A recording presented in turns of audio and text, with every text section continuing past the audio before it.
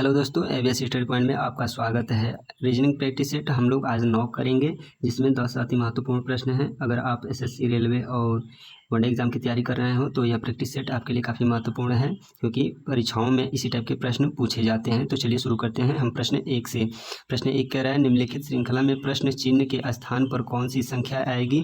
तो हमें प्रश्न चिन्ह के जो स्थान पर संख्या आएगी उसे हमें पता करना है। सीरीज किस तरफ से चल रही है, तो चलिए इसका पता करते हैं हम लोग। इसको सॉल्व करने के लिए हम लोग देखेंगे कि संख्याएं जो बहुत तेज़ी से बढ़ती जा रही हैं, तो इसमें मतलब कि गुणा होता जा रहा है। तो चलिए इसका देखते हैं कि 6 के बाद 30 कैसे आया है। तो 6 के बाद जो 30 आया है फ्रेंड्स, कैसे आया है बताइए। इसका सॉरी गाइस, यहाँ पे मिस्टेक हो गया, 6 नहीं 16 है, 16 एक छूट गया है। तो चलिए इस सीरीज़ को कंप्लीट हो गया और इसको सॉल्व करते हैं। तो यहाँ देखते हैं कि सीरीज़ जो है बहुत तेज़ी से बढ़ती जा रही है, तो इसका मतलब कि यहाँ पे गुणा होता जा रहा है। तो यहाँ 30 कैसे आया है इसका पता करना है।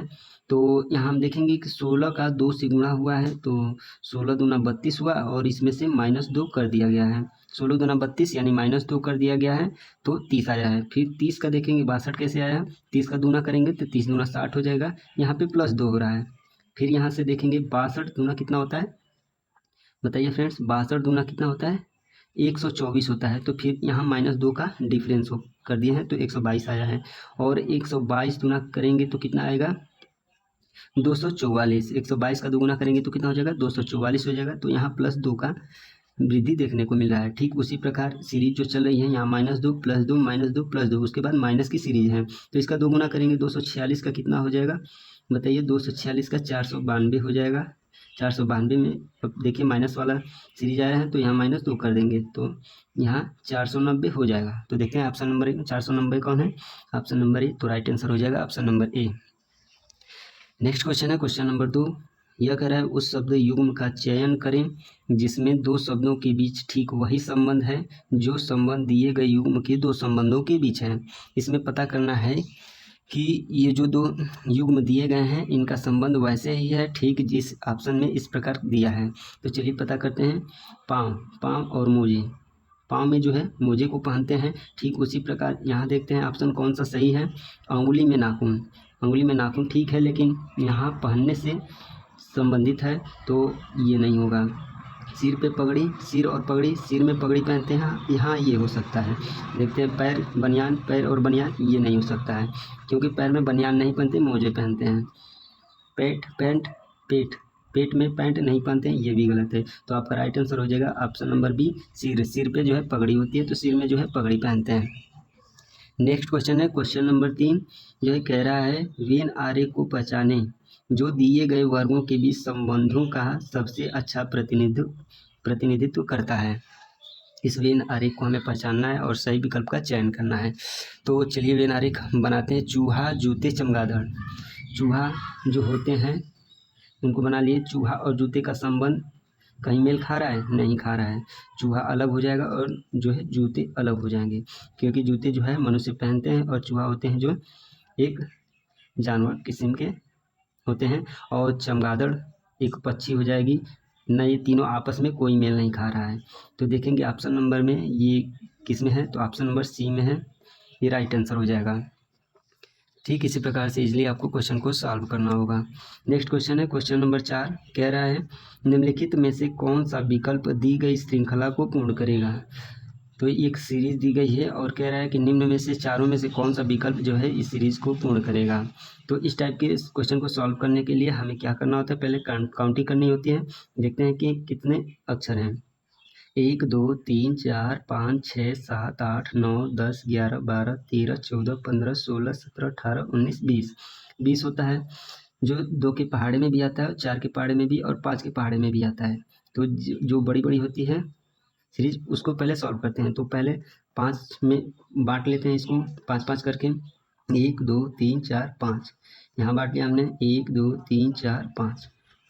फिर उसके बाद 1 2 3 4 5, 1 2 3 4 5।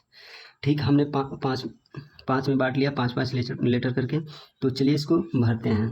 तो ए सी के बाद देखते हैं कहीं कुछ है। हाँ, सी के बाद यहाँ डी है, तो सी के बाद यहाँ तुरंत डी भर देंगे। और अगला लेटर देखेंगे, ये देखेंगे बी के अलावा कहीं है कुछ, बी के, तो बी के आगे कुछ नहीं मिल रहा है। तो देखते हैं कि सी के जस्ट बाद डी आता है, तो उसी प्रकार बी के अलावा ए आएगा आपको, तो यहाँ ए भर देते हैं। फिर देखते हैं ए सी, सी के बाद क्या आएगा, डी आया तो डी भर देंगे। डी के बाद क्या है, डी के बाद क्या है बताइए, डी के बाद बी है तो बी भर देंगे। ठीक उसी प्रकार ए के बाद क्या है, ए के बाद सी है, तो फिर उसके बाद डी के बाद क्या है, बी है। फिर देखते हैं सी के पहले क्या है, तो सी के पहले ए है तो यहाँ ए भर देंगे। और डी के बाद क्या है, डी के बाद क्या है बताइए, डी के बाद बी है। बी के बाद क्या है, तो बी के बाद ए है, कहीं से भी देख सकते हैं। तो देखते हैं सीरीज़ क्या कंप्लीट हो रही है, ए सी डी बी ए, ए सी डी बी ए, ए सी डी बी ए, ए सी डी बी ए। हाँ, तो सीरीज़ पूरी तरह से कंप्लीट हो गई है।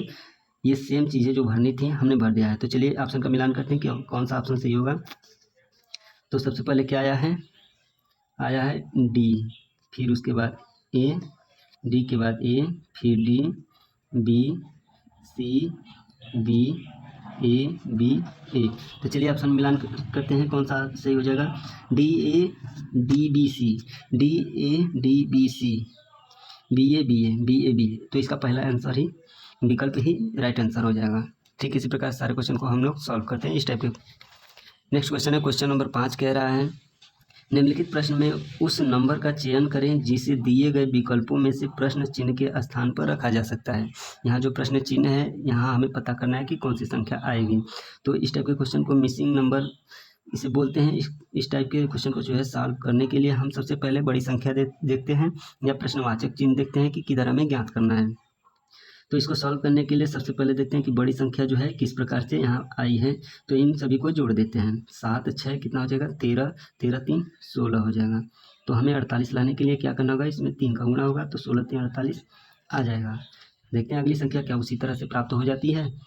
4 और 9 13 हो जाएगा, और 13 और 8 कितना हो जाएगा, 21। 21 का ठीक उसी प्रकार सेम ऊपर वाले संख्या में गुणा किए हैं। तो देखते हैं कि इसमें गुणा करने पर संख्या प्राप्त होती है। तो 21 3 63, हाँ ये भी संख्या प्राप्त हो गई।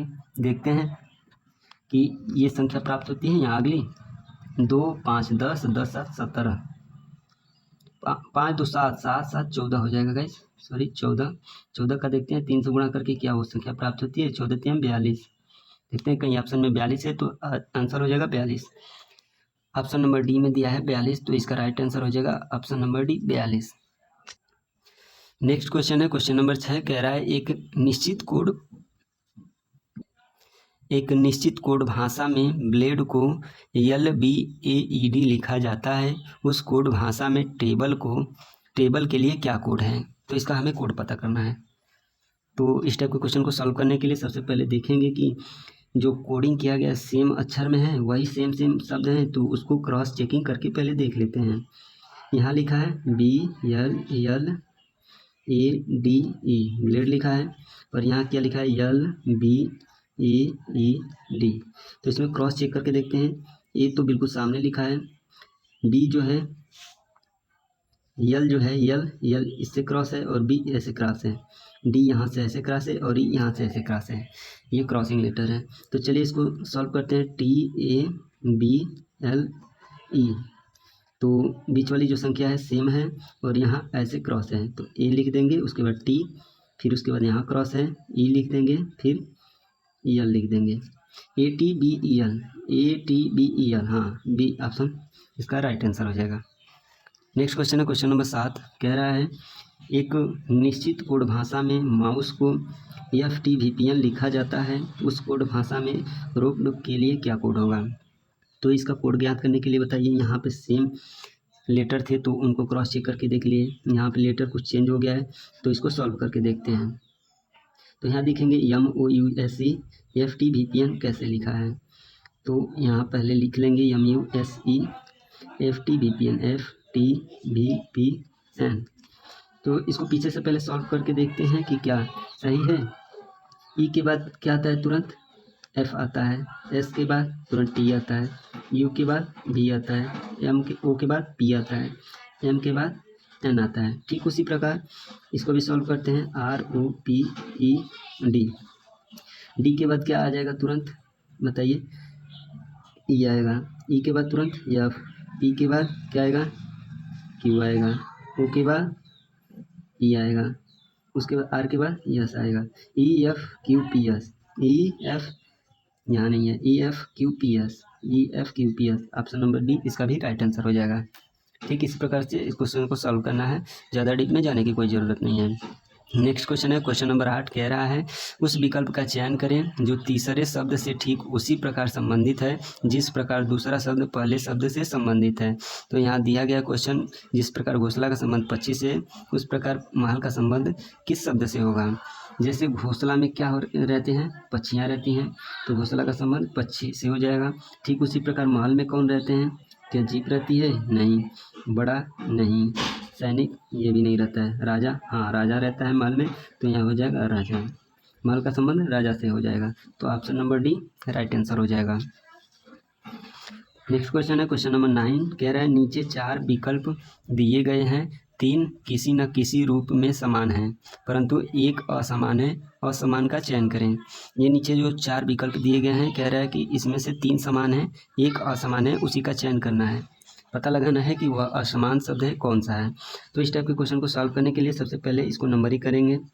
12 टी 20 पे आता है, एन 14 पे आता है, एन 14 पे आता है, टी 20 पे और जेड 26 पे आता है, बी जो है 2 पे आता है, जी 7 पे, क्यू जो है 17 पे आता है, एल आता है 12 पे और आर आता है 18 पे, एक्स आता है आपका 24 पे और यहाँ एफ देखेंगे, एफ आएगा आपका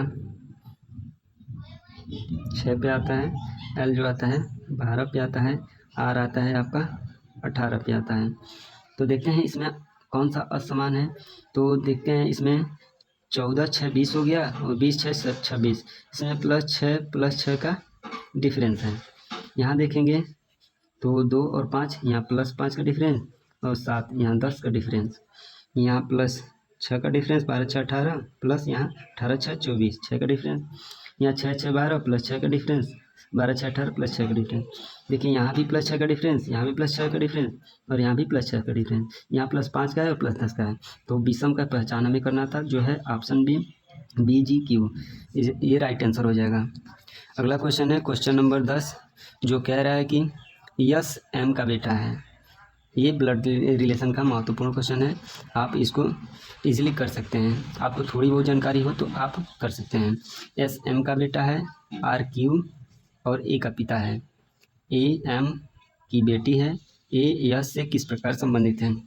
तो इसको सॉल्व करने के लिए सबसे पहले हम फिगर बनाते हैं।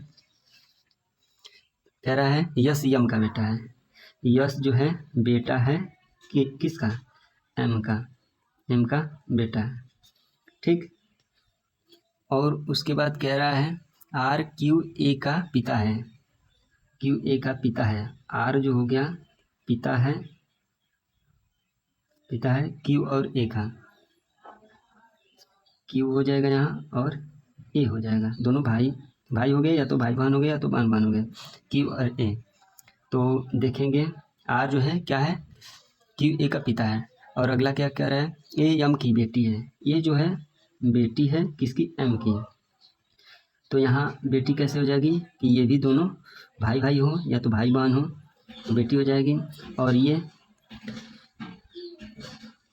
यहाँ एम का बेटा है, अगर ये पिता हो गया तो ये सीधा है कि ये मदर हो सकती है, और ये दोनों पति पत्नी हैं। तो और ये तीनों भाई बहन हैं, या तो बहन है तो या तो भाई बहन है। तो क्या पूछा है, ये जो है एम की बेटी है, तो एम की बेटी कैसे होगी, जब ये आर पिता है ए का और एम जो है एस का पिता है, और ये दोनों क्यू और ए क्या है, आपस में दोनों भाई बहन हैं, तो ये तीनों भी आपस में भाई बहन होंगे। तो देखेंगे ये माता हो जाएगी, ये पिता हो जाएगा, आर पिता या माता। तो ए का संबंध पूछ रहा है, ए यस से किस प्रकार संबंधित है, ए जो है ये यस से किस प्रकार, यस जो है भाई हो जाएगा और ए बहन हो जाएगी। तो ए भाई से किस प्रकार संबंधित है, तो बहन। तो ऑप्शन नंबर डी जो है दिया गया है, तो इसका राइट आंसर हो जाएगा ऑप्शन नंबर डी, बहन।